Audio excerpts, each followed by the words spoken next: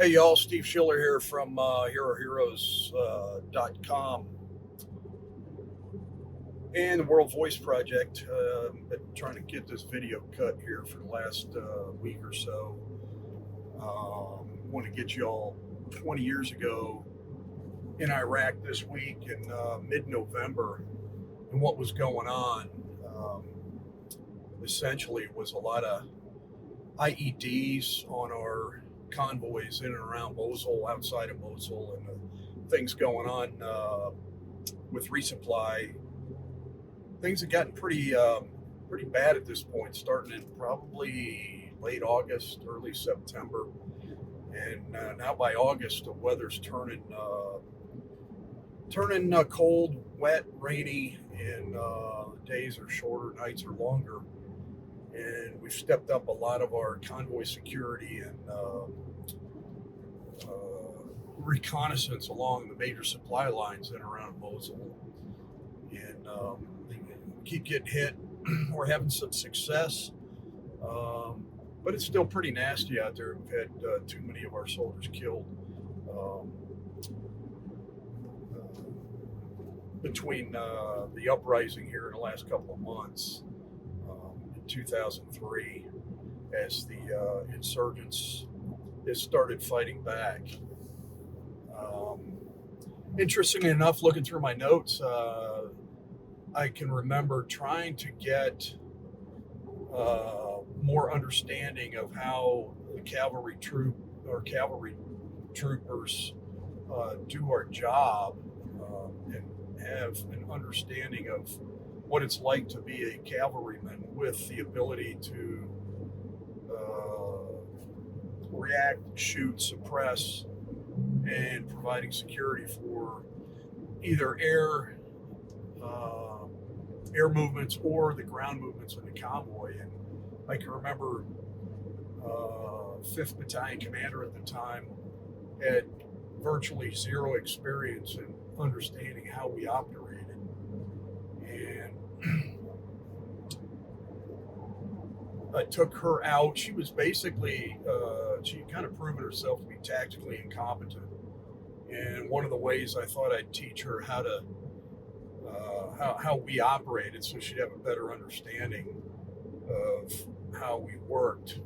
So I asked her if I could take her to gun range, and we set up months earlier a gun range southwest of Mosul, northeast or northwest of Key West, where our base was. And I wanted my air crews to constantly use that range, one, to test the guns, to make sure they're working before they went on a mission.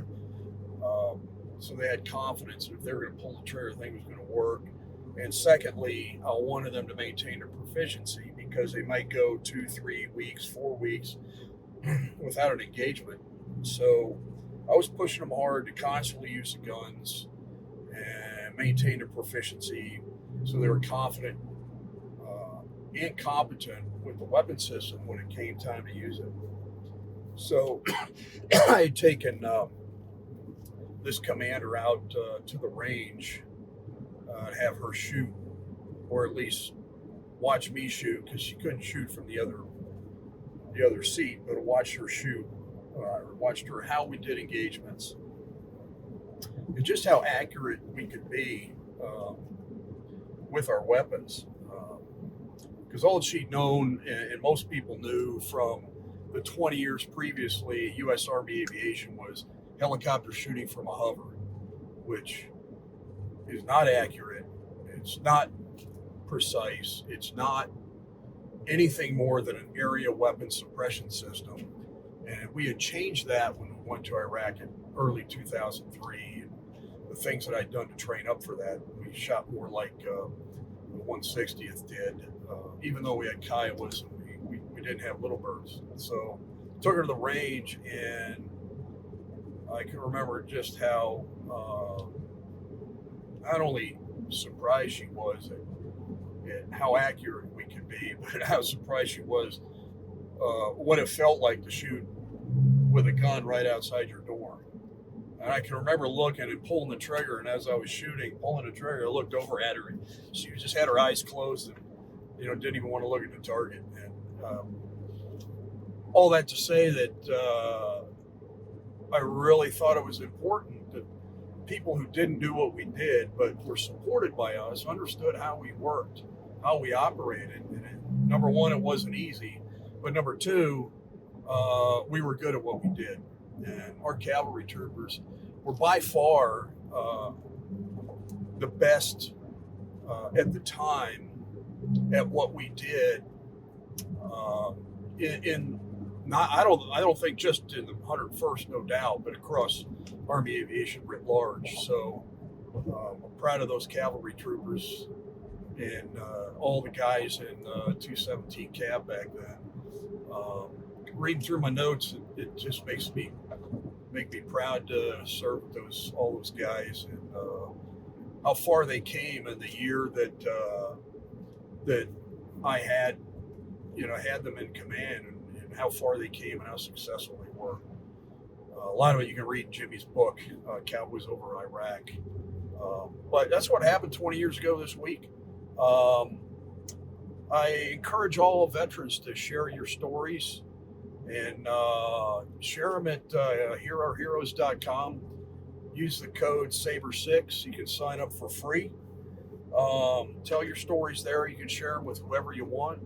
You can share them with nobody, or you can share them with the world.